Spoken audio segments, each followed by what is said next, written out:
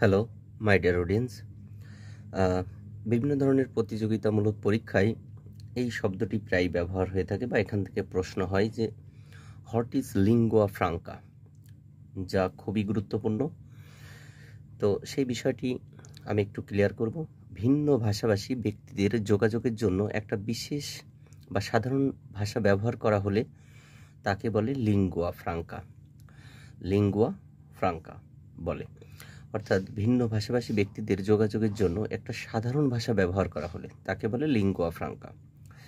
ধরা যাক একজন বাংলাদেশি এবং একজন আরবি ভাষী মানুষের মধ্যে কথা বলার জন্য ইংলিশ ল্যাঙ্গুয়েজ চুজ করা হলো বা ব্যবহার করা হলে তখন ইংলিশ ল্যাঙ্গুয়েজ হবে লিঙ্গুয়া ফ্রাঙ্কা। তো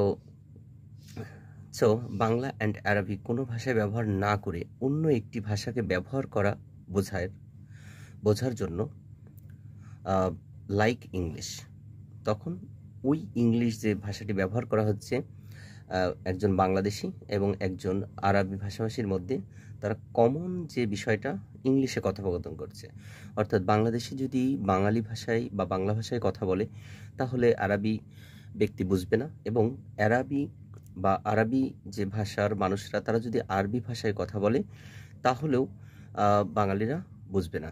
তো এই যে দুই ধরনের ব্যক্তি, সহজভাবে বলতে গেলে তাদের মধ্যে একটা সাধারণ ল্যাঙ্গুয়েজ বা সাধারণ ভাষা, যেটা আন্তর্জাতিকভাবে স্বীকৃত, যেটা ইংলিশ ভাষায় কথা বলা হয়, এটা আন্তর্জাতিকভাবে স্বীকৃত না হলেও হবে। তো আমরা বলতে পারি ঝিনাইদহ এবং নোয়াখালীর মধ্যে একটা ট্রান্সলেটর ব্যবহার করা হয়েছে। তো সেই ট্রান্সলেটরটা যে ভাষার সেটাই হলো লিঙ্গুয়া ফ্রাঙ্কা। আশা করি বিষয়টি ক্লিয়ার হয়েছে। Thank you.